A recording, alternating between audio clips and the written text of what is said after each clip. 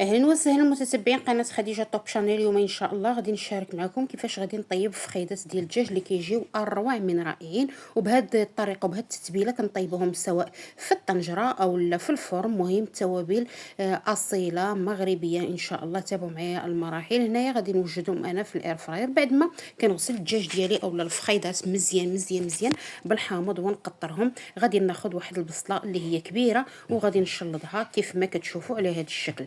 اي واحد بغى يطيبهم في يعني في الطنجره اولا راه بحال بنفس الطريقه ان شاء الله. تابعوا معايا المراحل وبطبيعه الحال التوابل المغربيه الاصيله غادي نشاركها معكم على حقها وطريقه. دائما الدجاج يكون نقي، هذا هو الاساس ديالنا. غادي ناخذ واحد المعلقه كبيره ديال الربيع على حساب العدد ديال الدجاج اللي عندكم، القياس اللي كاين. هنا خديت واحد المعلقه صغيره مملوءه ديال السمن، يعني السمن البلدي. وغادي ناخذ واحد المعلقه اللي هي صغيره ممتلئه جدا ديال الحامض مصير مطحون. دائما ما يخطاكمش في الدجاج وفي اللحم صراحه. وهنا غادي ناخذ ملعقه متوسطه الحجم غير مملوءه ديال البزار، يعني حسب الذوق. ملعقه ممتلئه ديال السكينجبير الزنجبيل. وناخذ نص معلقه ديال الخرقوم بلدي اولا الكركم، وملح الطعام حسب الذوق. ما نساوش الحامض مصير راه كيكون مالح. وهنا غادي ناخذ توابل ديال الدجاج، توابل ديال الدجاج اللي دائما حتى هي ما تخطاناش في المنازل ديالنا. وهنا غادي ناخذ واحد الشعيرات ديال الزعفران شعره الى امكان، هي ما كانش غادي نديرو الضامه ديال الزعفران. هنا غادي ناخذ واحد تقريبا 3 ديال الريوس ديال الثومه، اللي ضروري الثومه كتكون حاضره في الدجاج، ضروري ضروري ضروري. هي والربيع ضروري. راكم تعقلوا الامهات ديالنا كانوا كيهرسوهم في المهرز، يعني كانوا كيشركوا الثومه والربيع وشويه ديال المليحه وكيهرسوهم في المهرز الا تعقلوا. المهم هنايا غادي نحك هذوك الريوسه ديال الثومه. طريقه جد سهله، والسر اللي كيخلي الدجاج يجينا مزيان وشارب القامه ديالو هو انكم كتغسلوه جيدا. يعني ضروري يتغسل ويتنقى مزيان مزيان ويتقطر. هذا هو من اهم اسباب الدجاج يجيك ناجح. ومن بعد كيتقطر. هنا غادي ناخذ واحد ما كاملش نصف كاس ديال زيت المائده.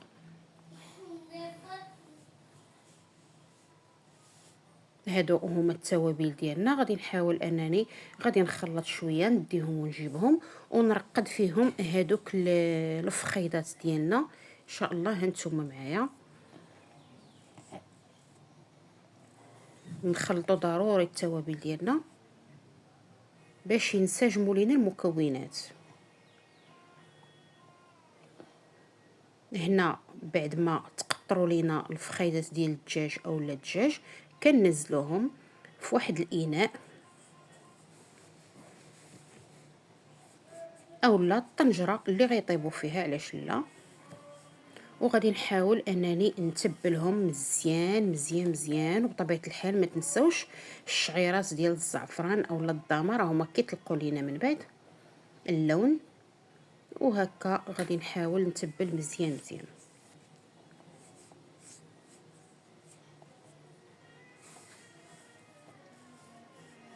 صافي كنزل هذيك البصله كلها كنسرحها فوقهم. وواحد نقطه اخرى، ضروري غناخذ واحد السكين وغادي نتك به دوك الفخيضات اولا الدجاج. غادي نتكو به الصدر. الا كنتو دايرين الدجاجه كامله تكو الصدر باش دوك التوابل كلها ما حد هو كيترقد وهو كيدخل دوك التوابل وداك يعني المذاق كيدخل لهم حتى لداخل صراحه وكيجينا لذيذ. واقلها حاجه نرقدوا الدجاج اقلها واحد الساعه نخليوه مرقد. الا ما كناش زربانين كيكون افضل واحسن وكتجي اللذه فيه يا سلام مخيره. هنايا كيف ما كتشوفوا صافي انا تكيتهم. غادي ندخلهم انا الاير فراير وغادي ندير على الدجاج. المهم سمحوا لي راه كنصور بيد وخدامه بيد.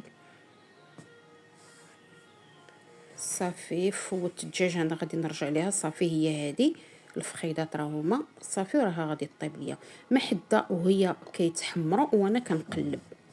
هنايا الاير فراير كتعرفوا الاساس ديالها هو الشوي. وانتم بطبيعه الحال طيبوا في الطنجره اولا طنجره الضغط ومره مره انسان يحرك. كتشوفوا في العراسات الكبارين راه ضروري ما الدجاج كنقلبوه كيف ما كتشوفوا هنايا. غادي نضيف اللمسه المغربيه الاصيله ديال الزيتون بالعظم والحامض مصير ونخليه يكمل.